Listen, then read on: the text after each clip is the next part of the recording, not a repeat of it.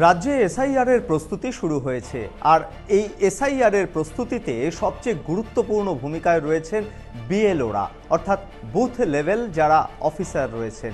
এবার সরাসরি সেই বিএলওদের নিরাপত্তা নিয়ে প্রশ্ন তুলছে সংগ্রামী যৌথ মঞ্চ। তারা আজকে মুখ্য নির্বাচনী আধিকারিকের দফতরে একটি ডেপুটেশন জমা দিয়েছে এবং তারা জানাচ্ছে যে রাজ্যের বেশ কয়েকটি বুথ যেগুলো মূলত স্পর্শকাতর বুথ, সেই বুথগুলিতে কাজ করতে গিয়ে অর্থাৎ ভোটার তালিকার যে সংশোধনের কাজ চলছে 2002-এর এসআইআরকে ভিত্তি করে যে নতুনভাবে ভোটার তালিকা তৈরি হচ্ছে, তাতে গিয়ে কাজ করতে গিয়ে সমস্যায় পড়ছেন বিএলওরা, হুমকির মুখে পড়তে হচ্ছে তাদের। সরাসরি এবার কেন্দ্রীয় বাহিনীর নিরাপত্তার দাবি জানাচ্ছে সংগ্রামী যৌথ মঞ্চ। মুখ্য নির্বাচনী আধিকারিকের দফতরে তারা আজকে ডেপুটেশন জমা দিয়েছে এবং তারা চাইছেন যে এই গোটা এসআইআর প্রক্রিয়ায় বিএলওরা যাতে প্রয়োজনীয় নিরাপত্তা পান। এর পাশাপাশি সেই একই দাবিতে সরব হয়েছে ভোট কর্মী ঐক্য মঞ্চ। তারাও জানাচ্ছেন যে রাজ্যের বিভিন্ন জায়গায় এই এসআইআর এর প্রস্তুতির ক্ষেত্রে বিএলওরা হুমকির মুখে পড়ছেন, মূলত শাসক দলের হুমকি, এমনটাই কিন্তু ইঙ্গিত করছেন তারা।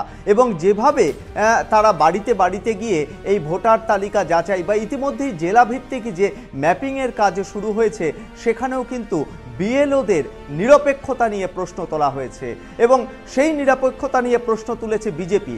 রাজ্যের বিরোধী দলনেতা শুভেন্দু অধিকারী তার এক্স স্যান্ডেলে পোস্ট করেছেন এবং সরাসরি দেশের মুখ্য নির্বাচন কমিশনারকে উদ্দেশ্য করে যে বার্তা তিনি দিয়েছেন, যে অভিযোগ মূলত নিয়ে আসা হয়েছে খড়গপুর সদর বিধানসভা কেন্দ্রের যে সমস্ত বিএলওরা রয়েছেন তার একাংশ সরাসরি শাসক দল তৃণমূল কংগ্রেসের যে রাজনৈতিক সভা, সেই সভাতে তারা অংশগ্রহণ করছেন। ফলে স্পষ্টতই নির্বাচন কমিশন যে বিএলওদের নিরপেক্ষভাবে থাকার কথা বলছেন, অর্থাৎ এই এসআইআর এর প্রস্তুতিতে বিএলওদের ভূমিকা কিন্তু নিয়ে প্রশ্ন তুলেছেন বিরোধী দলনেতা শুভেন্দু অধিকারী।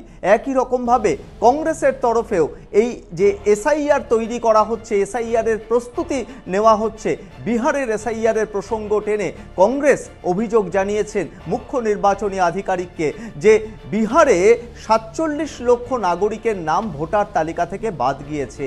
এ রাজ্য সহ সারা দেশ জুড়ে যে এসআইআর এর প্রস্তুতি শুরু হয়েছে, যার বিজ্ঞপ্তি জারি হবে, কিন্তু তার আগে সমস্ত রাজনৈতিক দল, স্বীকৃত রাজনৈতিক দলের মতামত নেওয়ার প্রয়োজন রয়েছে নির্বাচন কমিশনের এবং সেই দাবিও তারা জানিয়েছেন। তার পাশাপাশি কংগ্রেসের তরফ থেকে দাবি জানানো হয়েছে যে কোনোভাবেই রাজনৈতিক এসআইআর তারা মানবেন না এবং এই এসআইআর এর পদ্ধতিগত বেশ কিছু সংশোধনী আনা প্রয়োজন। এরকমই 16 দফা দাবি আজকে কংগ্রেসের তরফ থেকে দেওয়া হয়েছে মুখ্য নির্বাচনী আধিকারিককে।